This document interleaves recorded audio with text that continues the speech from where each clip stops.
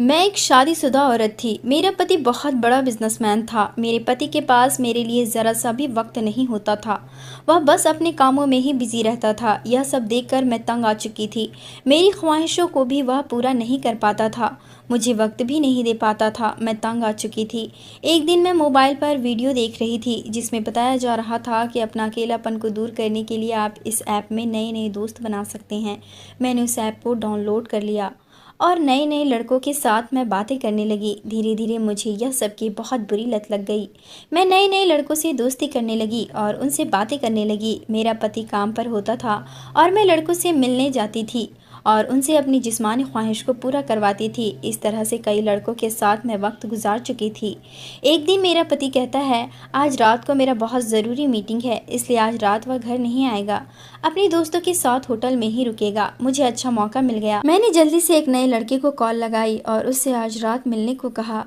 जब रात हुई तो उसने मुझे पता भेजा। मैं घर से निकल गई। जब मैं उस पते पर पहुंची तो सामने बहुत बड़ा बिल्डिंग था।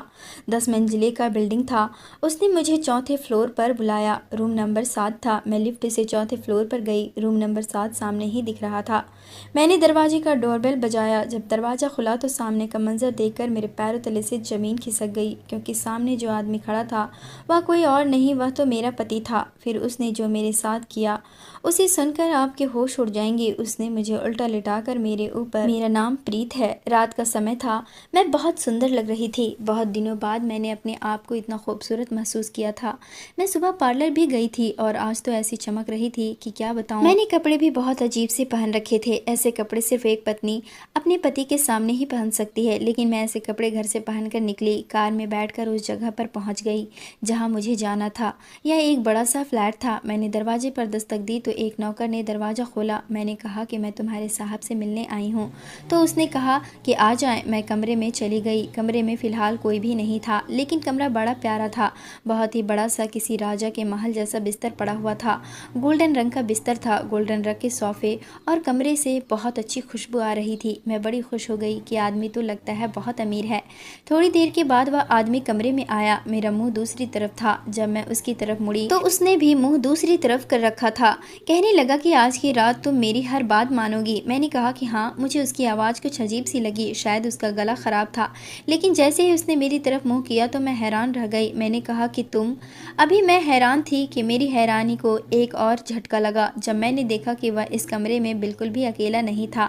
उसके साथ 4 और लोग थे और वे 4 लोग एक अजीब सी बात करने लगे। बात तो उन्होंने अपने आप से की थी, लेकिन मैंने भी सुन ली और मेरे पैरों के नीचे से ज़मीन निकल गई। उन्होंने कहा कि चलो शुरू करो। फिर उसका सुबह सुबह का समय था। मैंने अपने पति के लिए बहुत ही प्यार और लगन से नाश्ता बनाया। उसकी पसंद की चीज़ें बनाई थी, क्योंकि रात को हमारी किसी बात पर लड़ाई हो गई थी। लेकिन जैसे ही मैंने नाश्ता टेबल पर रखा और उसने मुंह में डालने वाला खाना कहा तो कहने लगा कि यह खाना है तो मैं इसे खाना कहती हो? इतना बुरा खाना बनाया है तुमने, दिल ही नहीं कर रहा कुछ भी खाने का। मैंने कहा कि इतने प्यार से तो बनाया है। तो कहने लगा कि प्यार से बनाया होता तो ऐसा नहीं बनता। उसने प्लेट को धक्का देना था, लेकिन प्लेट टेबल से नीचे गिर गई और उसने बिल्कुल भी महसूस नहीं किया और अपना बैग उठाकर वहाँ से चला गया। ऐसा रोज ही होता था। अब मैं तंग आ गई थी। मेरे पति के पास मेरे लिए बिल्कुल भी समय नहीं था। वह मुझे बिल्कुल भी वक्त नहीं देता था। वह समझता था कि औरत को बस पैसे कमा के दे दो, उसकी सारी ज़रूरतें पूरी कर दो तो वह खुश रहती है। जब मैं उसे कहती थी कि मैं खुश नहीं हूँ तो कहता था कि तुम इस दुनिया की सबसे अजीब औरत हो, बल्कि मुझे तो लगता है कि तुम पागल हो। इतने बड़े घर में रहती हो, एक बंगला है, गाड़ियाँ हैं, पैसे हैं, तुम्हारे पास गहने हैं, महंगी महंगी साड़ियाँ पहनती हो, जो दिल करता है बनाती हो, खाती हो, नौकर रख के दिए हुए हैं। इससे ज़्यादा मैं और क्या करूँ? मैं उसे कैसे समझाती कि यह सब कुछ तो हर इंसान की ज़रूरत होती है, अच्छा खाना, अच्छे कपड़े, आराम, सुख, लेकिन एक पुरुष और महिला की कुछ अपनी भी ज़रूरतें होती हैं जो वे दोनों ही एक दूसरे की पूरी कर सकते हैं, और हर कोई जानता है कि वह ज़रूरत क्या है। क्या मेरे पति को इन सारी बातों के बारे में पता नहीं था? जब मेरी उसके साथ शादी हुई तब से ही ऐसा था। शुरू शुरू में मुझे महसूस नहीं होता। भगवान ने संतान नहीं दी तो मुझे लगा कि बहुत बुरा हुआ मेरे साथ, क्योंकि अब मेरा पति मुझे छोड़ देगा। क्योंकि अमीर लोगों को तो अपनी संतान की बहुत चिंता होती है, उन्हें अपना वंश आगे बढ़ाना होता है। लेकिन मेरे पति ने इस बारे में भी मुझे कभी कुछ नहीं कहा। मैं तो इस बात के लिए भी तरसती रही कि कभी झगड़ा करे मुझसे कि तुम मुझे समय क्यों नहीं देती हो, तुम क्यों दूर चली गई थी, तुमने इतनी देर की। जो लोग अपनी पत्नियों के साथ इस तरह के झगड़े करते हैं वे लोग बहुत ज़्यादा खुशकिस्मत होते हैं, लेकिन उन्हें पता नहीं होता कोई आपसे आपके लिए लड़ता है कि आप मुझे समय नहीं देते। यह तो इस दुनिया की सबसे प्यारी लड़ाई होती है, लेकिन लोग इस बात को नहीं समझते।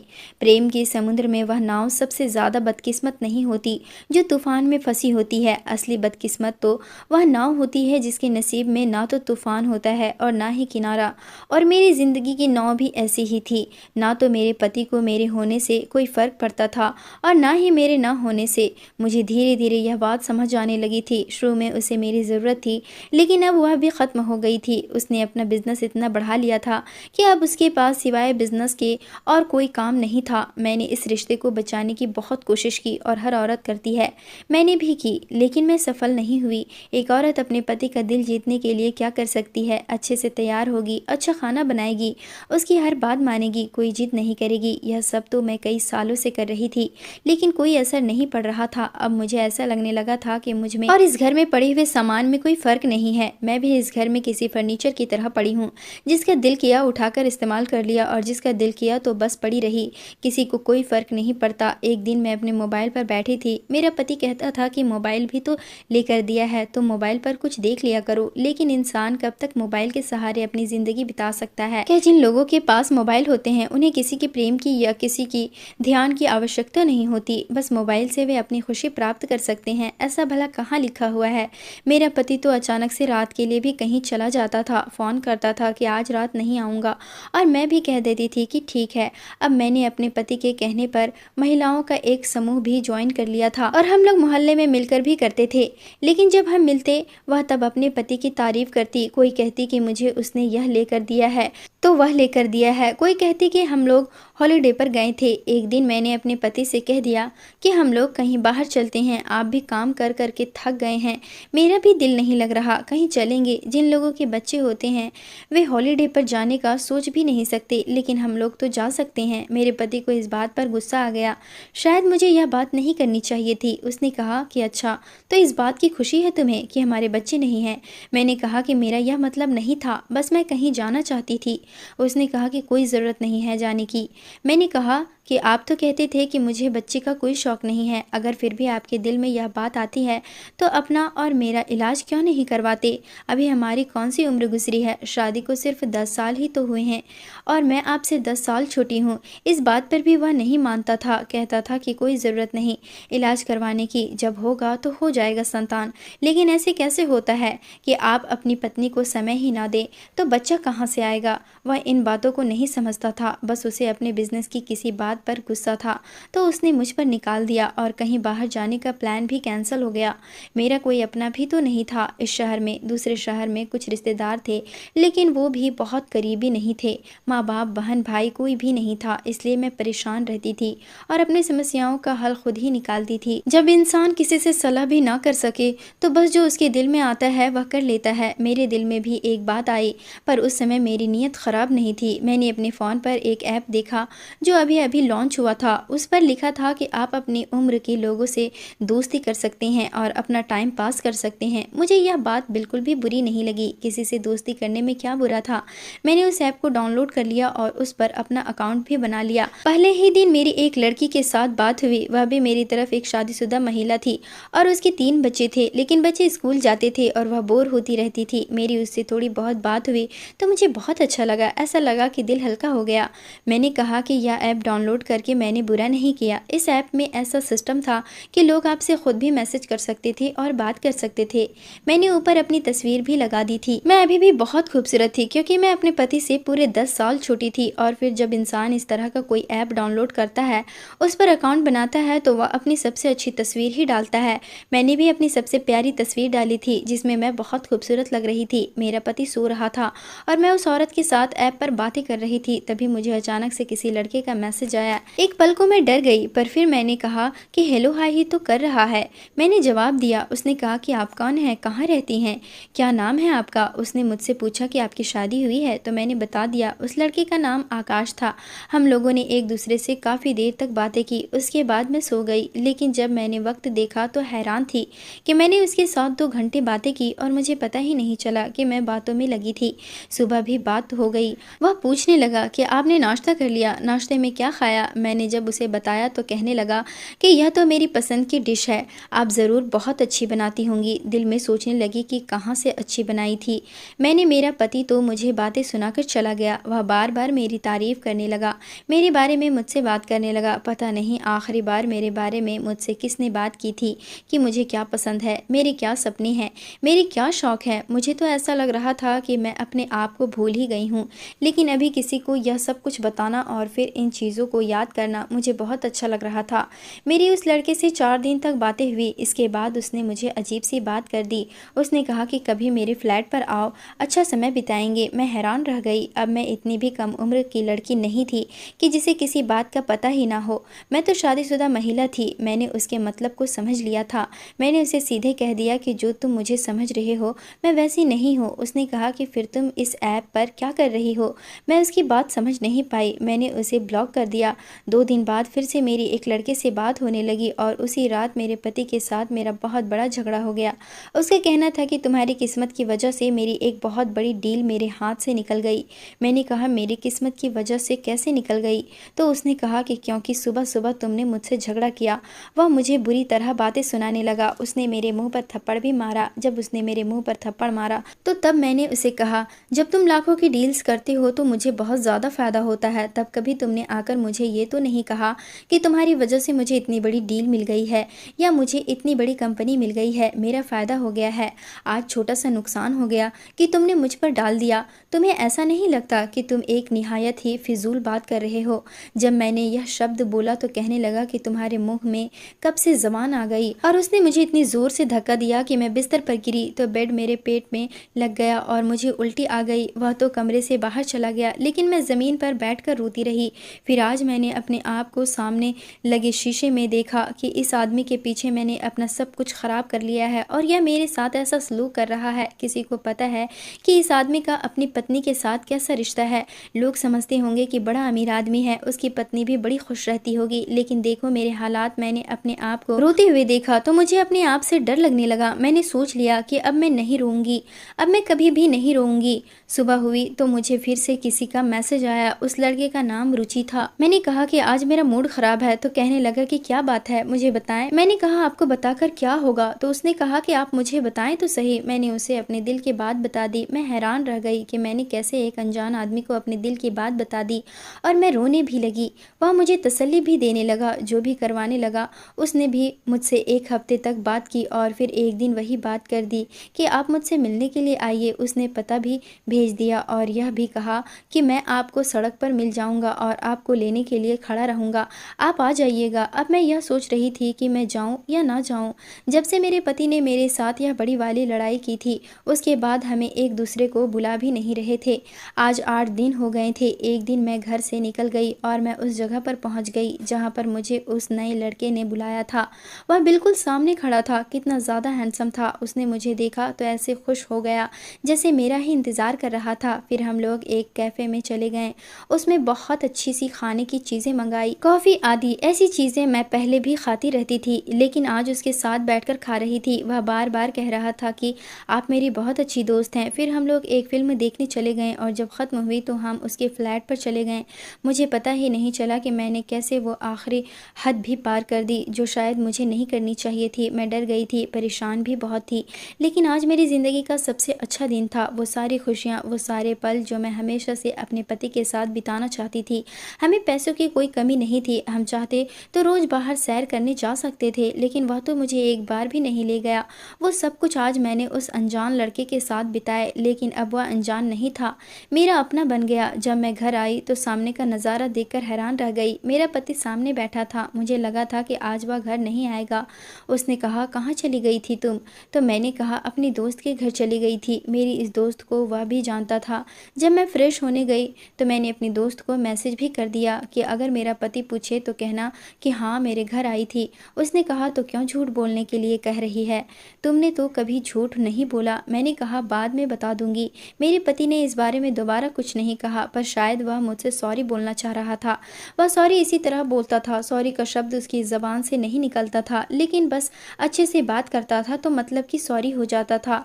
पर अब मैं उसके इन ड्रामों में आने वाली नहीं थी। मैंने कहा, जो तुमने मेरे साथ बुरा किया, तुम इतने बड़े बिजनेसमैन हो और अपनी पत्नी पर हाथ उठाते हो, तुम्हें क्या लगता है यह कोई बहुत अच्छी बात है? वह कहने लगा, हो जाती है कभी कभी गलती, तो क्या करें। मैंने उसे माफ़ नहीं किया और इसके बाद फिर से हमारी लड़ाई हो गई। मुझे पता था कि अब हमारी जो लड़ाई हुई है शायद लंबी ही चलेगी। वह बात तो सुनी होगी आपने कि अच्छाई करना एक बार मुश्किल होता है लेकिन इसके बाद आसान होता है, पर पाप करना एक बार बहुत आसान होता है लेकिन इसके बाद मुश्किल ही मुश्किल होता है और इंसान इस बात को समझता नहीं है। मुझे नहीं याद था कि आखिरी बार मैंने अपने पति के साथ कब अच्छा समय बिताया था। आखिरी बार उसने मुझे आई लव यू कहा था, यह आखिरी बार कब था? हम लोग एक साथ बैठे थे, हमने एक साथ बैठकर चाय पी थी या कोई अच्छी बात की थी। मुझे यह याद नहीं था कि आखिरी बार कब उसने मुझे प्यार से देखा और कहा तुम अच्छी लग रही हो। क्या ऐसे इंसान के साथ कोई भी औरत रह सकती है? हमारा समाज औरत को खुद इस मुकाम पर पहुंचा देता है कि औरत या तो रिश्ते से भाग जाती है और या फिर रिश्ते में रहकर भी भाग जाती है और फिर जब उसकी गलती पकड़ी जाती है तो यही उसे कहता है कि तुम्हारी गलती है, लेकिन उसे इस गलती को मजबूर करने वाला भी तो यही समाज ही होता है। और अब यह सोचते हैं आप कि मैंने रिश्ते में रहकर बाहर कोई रिश्ता बनाना है, लेकिन अगर कोई ऐसा करती है तो उसके पीछे वजह होती है। पहली बार यह सब कुछ करना मेरे लिए भी मुश्किल था। घर जाकर मैं काफ़ी परेशान हुई थी। मैं रुचि के मैसेज का इंतज़ार कर रही थी कि वह अगला मैसेज क्या करता है। जब रात हुई तो उसने मुझे मैसेज किया। वह बहुत अच्छी बातें कर रहा था, कह रहा था कि तुमसे प्यार हो गया है, तो मुझे बहुत अच्छा लग रहा था। इसी तरह हम लोगों ने एक दूसरे के साथ 2 महीने तक बातें की और वह यह कहकर साइड पर हो गया कि अब तुम मुझे अच्छी नहीं लगती। बीच में हम लोग मिलते मिलाते भी रहते थे, मैं कोई ना कोई बहाना कर देती थी। एक दिन मेरे पति ने कहा, पहले तुम्हें घर से आना जाना अच्छा नहीं लगता था, आजकल तुम खूब आती जाती हो। मैंने उसे कहा, दिल तो मेरा पहले भी करता था, लेकिन मैं हमेशा इसी इंतज़ार में रही कि तुम मेरे साथ चलो, तुम समय निकालो तो हम कहीं जाएं। मैं तुम्हारे बिना कहीं जाने के बारे में सोच नहीं सकती थी, लेकिन फिर सोचा कि क्यों ना जा सकती। जब तुम अपने कामों में व्यस्त रहते हो तो मैं भी तो अपने कामों में व्यस्त रह सकती हूँ। मैंने यह बात की तो मेरे पति का मुंह खुला का खुला रह गया। मैं वहाँ से उठ गई और कहा, एक्सक्यूज़ मी, मुझे कहीं जाना है। वह बैठकर नाश्ता कर रहा था, बिल्कुल चुप हो गया। यह वही आदमी था जो बड़ी बड़ी बिजनेस डीलें करता था। उसे लाजवाब करना बहुत मुश्किल था, लेकिन उसे पता था कि गलती उसी की थी। और यह बात मुझे वास्तव में अब समझ आई कि औरत क्यों अपनी सारी खुशियाँ अपने पति के साथ बांध लेती है, उसकी खुशी से क्यों खुश होती है, अपनी खुशी अपने अंदर क्यों नहीं तलाश करती। अगर ऐसा करे तो क्या बुरा है। आज तो मैं बिल्कुल ठीक थी, लेकिन जो रास्ता मैंने पकड़ा था वह गलत था, पर उस समय मुझे इस बारे में एहसास नहीं हो रहा था। यह तो अब अपनी कहानी सुनाते हुए मुझे एहसास हो रहा है। जब रुचि ने मुझसे कहा कि अब मैं तुम्हारे साथ नहीं रहना चाहती तो पहले मुझे बहुत बुरा लगा, पर उसने कहा, देखो जो सीधी बात है मैंने तुम्हें सीधे तरीके से बता दी। मैंने पहले तो उसे बहुत बातें सुनाई, उसे गुस्से में ब्लॉक कर दिया, लेकिन फिर समझ आई कि ठीक ही तो कह रहा था, कोई धोखा तो नहीं दे रहा था।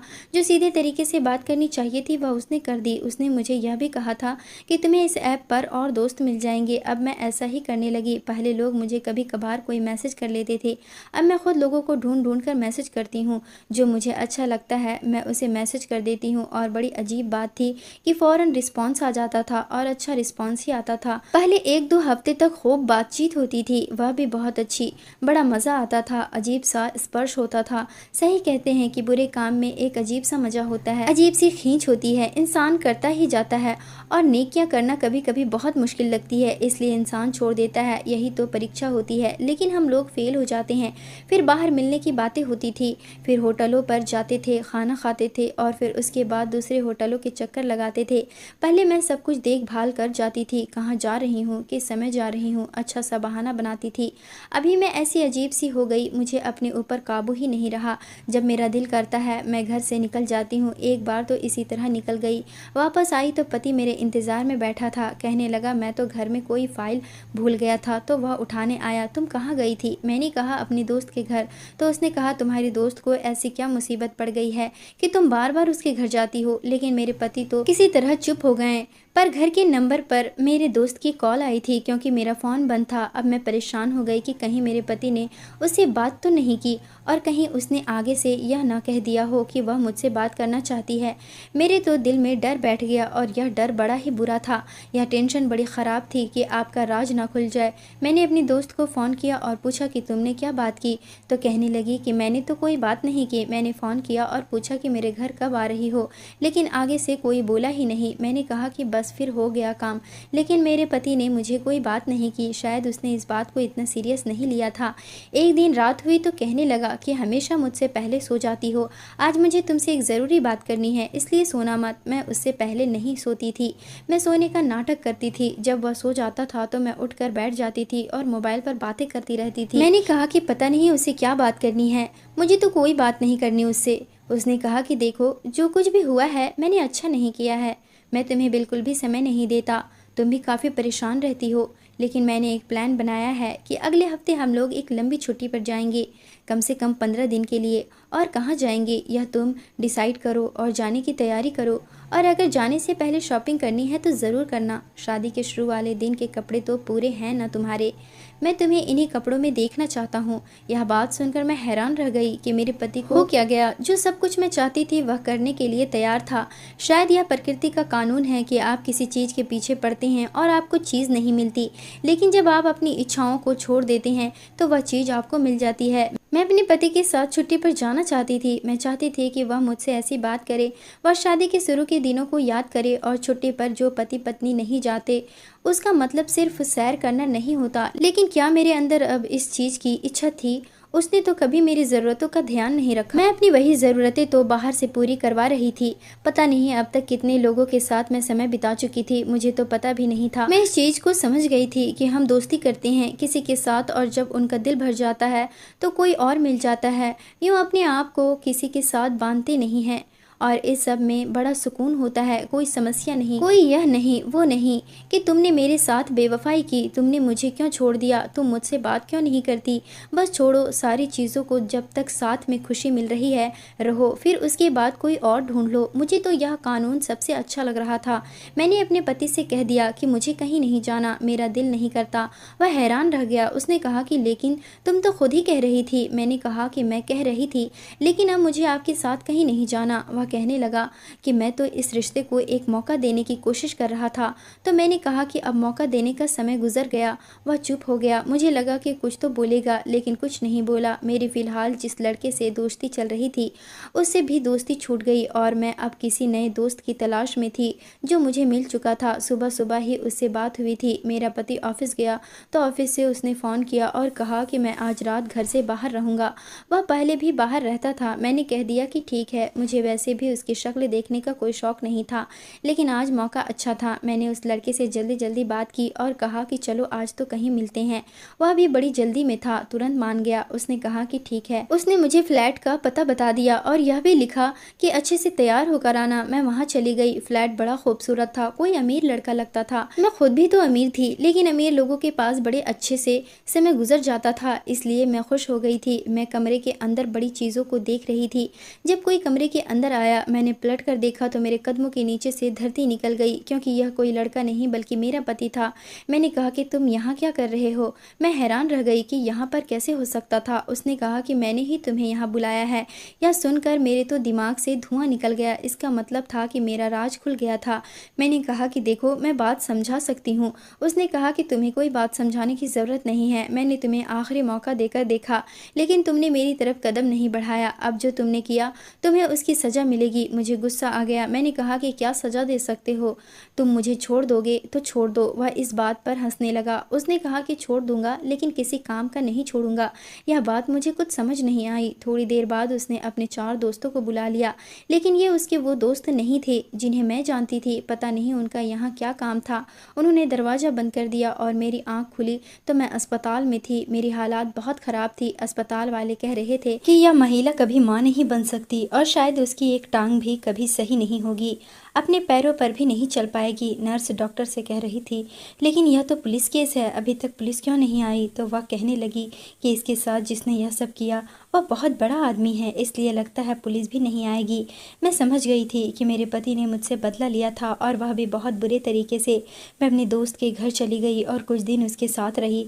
उसके बाद जो मेरा थोड़ा बहुत सामान था, जो गहने थे, जो पैसे थे, उसके साथ मैंने एक फ्लैट ले लिया और अपने लिए एक नर्स को रख लिया जो मेरी सेवा सेवा करती थी, लेकिन मेरे पास इतने ही पैसे थे कि 3-4 महीने तो अच्छे गुजर जाते। पर उसके बाद मैं क्या करती, मेरे पति ने मुझ पर केस किया और हमारी तलाक बहुत जल्दी हो गई। अब मैं यहीं रहती हूँ और अपनी कहानी आप लोगों को भेज रही हूँ ताकि जो गलती मैंने की वो आप लोग ना करें। अपने पति से चाहे प्रेम मिले या ना मिले, लेकिन उसके साथ आपको इस समाज में इज्जत ज़रूर मिलती है, क्योंकि जिन पुरुषों के साथ मैंने समय बिताया था, जब मैंने उन सबको अपने बारे में बताया तो उन्होंने मुझे ब्लॉक कर दिया। शायद औरत का मुद्दा यही होता है कि जब उसे पैसा मिलता है तो वह प्यार मांगती है, और जब उसे प्यार मिलता है तो वह पैसा मांगती है।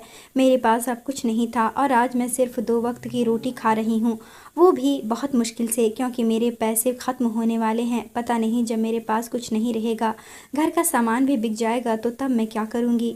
आप सब लोग मेरे लिए दुआ करना। मुझे पता है कि गलती मेरी है, तभी मेरे साथ यह सब कुछ हो रहा है, लेकिन फिर भी कभी कभी खुद को यह समझा लेती हूँ कि मेरे पति ने भी तो मेरे साथ अच्छा नहीं किया था। आप लोगों को क्या लगता है गलती किसकी ज़्यादा थी, मेरी या फिर मेरे पति की? अगर वह मुझे प्यार करता, मुझे समय देता और मेरी ज़रूरतों का ध्यान रखता तो मैं कभी ऐसा नहीं करती। मैंने 10 साल भी तो उसे धोखा नहीं दिया, तो फिर बाद में अब क्यों देती। दोस्तों, उम्मीद करती हूँ आपको हमारी कहानी पसंद आई होगी। कहानी पसंद आई है तो वीडियो को लाइक और चैनल को सब्सक्राइब ज़रूर करें।